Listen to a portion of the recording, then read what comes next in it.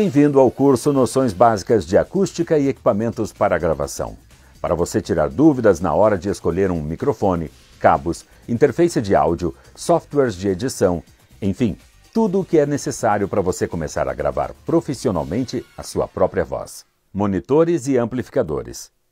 Após a mesa ou placa de som, o sinal tem que ser amplificado para então ser enviado às caixas de som para a audição, nos chamados monitores de referência, alguns ativos que já são amplificados e outros que existem passivos, sem amplificador embutido.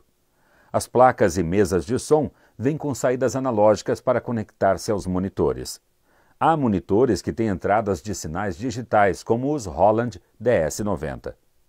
Em estúdios e home studios, usam-se caixas específicas para produzirem sons fiéis e servirem como referência para tratamento, como equalização, efeitos e níveis entre faixas. São de muita importância, pois você vai se basear neles para analisar e tratar sua locução, antes de enviar ao cliente. Aqui comigo eu tenho um modelo da Behringer, da alemã Behringer.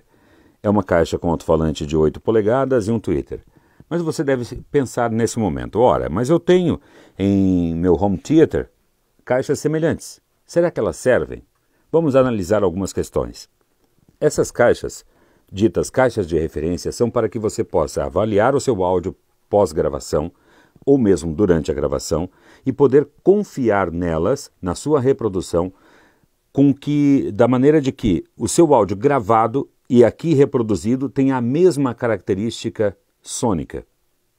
Porque muitas vezes você grava um áudio e reproduz em outro sistema de caixas e ele soa diferente. Mas não é porque ele está diferente, e sim porque a caixa reproduziu diferente. Então, caixas de referência para estúdios têm a tendência a reproduzir o áudio efetivamente como ele foi gravado. Mais características. Caixas de estúdio nem sempre são usadas para se trabalhar com volume, com nível de pressão sonora ou volume alto. Usa-se volumes médios para baixos, porque, primeiro, você vai trabalhar muitas horas ouvindo esse áudio. Muito tempo de pressão sonora alta pode lhe causar sérios danos no aparelho auditivo. Então, cuidado. Para isso, essas caixas então trazem alto-falantes com a chamada suspensão acústica, que é essa, em alguns casos, espuma, e no caso aqui, borrachinha, que suspende o cone do alto-falante. A característica técnica que explica essa existência é o seguinte. Com esse tipo de suspensão, o cone se move com muito menos nível de sinal elétrico na sua bobina, né? Com menos potência de som no alto-falante.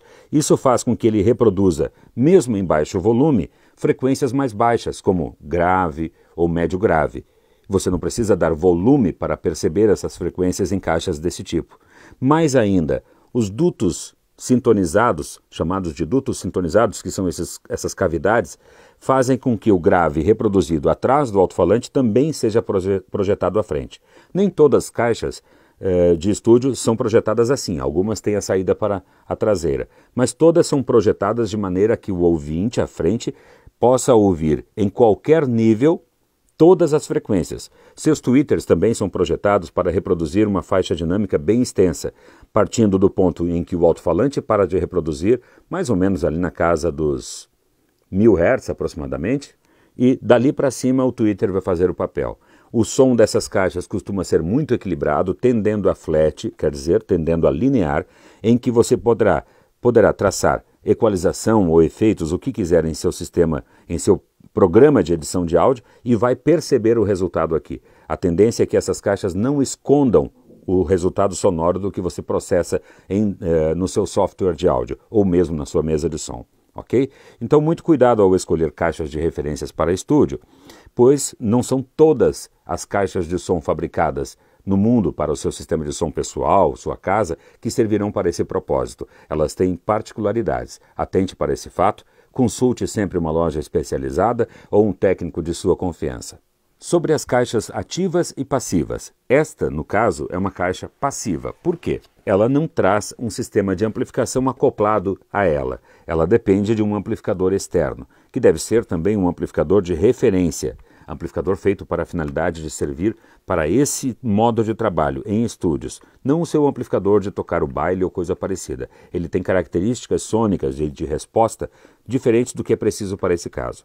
No entanto, se quiseres comprar um par de caixas já com amplificação, há muitas no mercado, com preços que não são tão altos, são acessíveis e você vai fazer uma excelente escolha. Esta aqui é da Behringer. Esse mesmo modelo existe também, o modelo 2031A. O A é de ativa. Esse aqui é o 2031P, de passiva.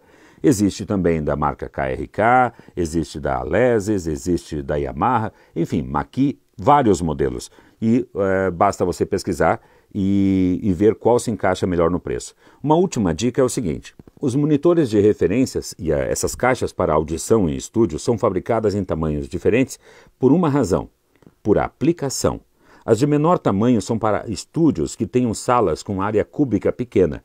Para a área cúbica média, e aí você vai determinar o tamanho da sua sala junto a um técnico, mas para as salas de tamanho médio servem caixas de 7 até 10 polegadas. E caixas e salas enormes, salas grandes, caixas maiores de 12, 15. O tamanho da caixa é determinado pela sua área cúbica do estúdio. O tamanho da sua sala é que vai determinar o tamanho dos seus monitores, ok?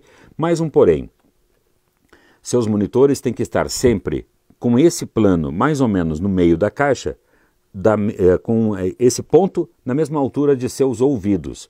E a distância entre uma caixa e outra tem que ser igual à distância de uma caixa até você. Isso chama-se triangulação equilátera. E se você colocar elas direcionadas e na altura que eu falei, a sua audição vai ficar privilegiada, você vai ouvir com um som bem envolvente, bem direcional e vai poder perceber tudo que precisa ouvir em uma caixa de referência. Preste muita atenção no que vai comprar. Teste, ouça, avalie com carinho. Se possível, vá a estúdios ou lojas que lhe permitam ouvir o monitor que você pretende comprar. Boas compras, bom trabalho, ótimas gravações e até o próximo módulo.